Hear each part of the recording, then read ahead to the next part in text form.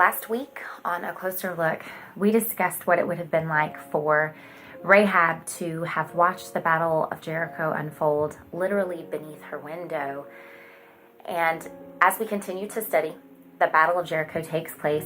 The Israelites completely decimate the city, leaving Rahab and her family as the lone survivors. Her family ends up staying close to the outskirts of Jericho, but scripture indicates that Rahab joined the Israelites and continued on with them as they made their way toward the Promised Land. Her name isn't mentioned again in the Old Testament, but as you study, you will find her name mentioned several times in the New Testament. In fact, in Hebrews, she's mentioned in what I like to call the Faith Hall of Fame, along with names like Abraham, Isaac, Jacob, Joseph, Moses. We find the name Rahab. The scripture actually says, by faith, the harlot Rahab did not perish with those who did not believe when she had received the spies with peace. Faith, one word, but the action behind it is immeasurable. Rahab's faith completely changed her life. It changed her life in such a way that she was willing to walk away from everything she knew, willing to walk away from the only lifestyle she had ever lived, willing to walk away from familiarity and the sense of security that it brings. We only catch a small glimpse of this faith, but realize today that God has placed that same faith in you. The Bible says in Romans chapter 12, verse 3, that God has given to each man the measure of faith. You don't need more faith. You have as much faith as you need to answer God's calling on your life. You simply need to exercise the faith that you possess. Well, how do you exercise faith? I know I'm a physical therapist, and so if you want to work muscle, if you want to gain muscle, we already have muscle. Everybody has the same muscle, but if you want to strengthen it, you have to work at it. Faith is the same way. We find Rahab's name again in James chapter 2, verse 25. It says, likewise, was not Rahab the harlot also justified by works when she received the messengers and sent them out another way? Rahab exercised her faith by work.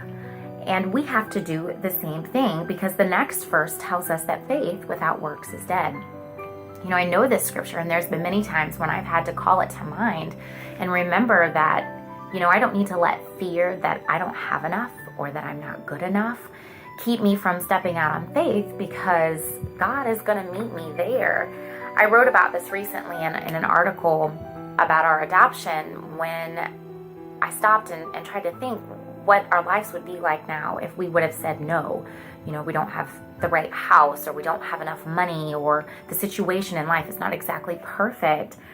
But because we were able to exercise our faith, God opened doors and made things happen that are still blowing my mind today, and it's completely changed my perspective to His calling.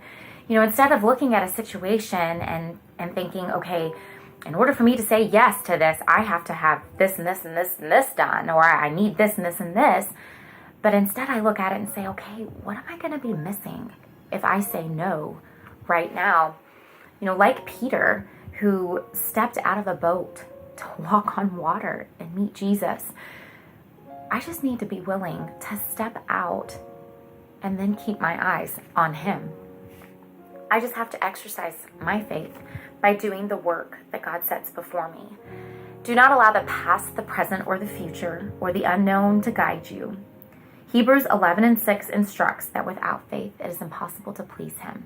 For he that cometh to God must believe that He is, and that He is a rewarder of them that diligently seek Him. Rahab's life of faith led her to marry a man named Salmon, a man of one of the leading families of Israel. We find her name again in Matthew chapter 1, verse 5. We find that she had a child, and they named that child Boaz. Boaz married Ruth, whose great-great-grandson was King David, out of whose descendants would come Joseph, the husband of Mary, who was born Jesus, who is called the Christ, all because of her faith. I hope Rahab's story prompts you to exercise your faith, and that you will pick up the work that I know God has laid before you. He will meet you when you step out. and He will guide you to the perfect place in His kingdom. I pray you've been inspired by the study of Rahab. Until next time, blessings.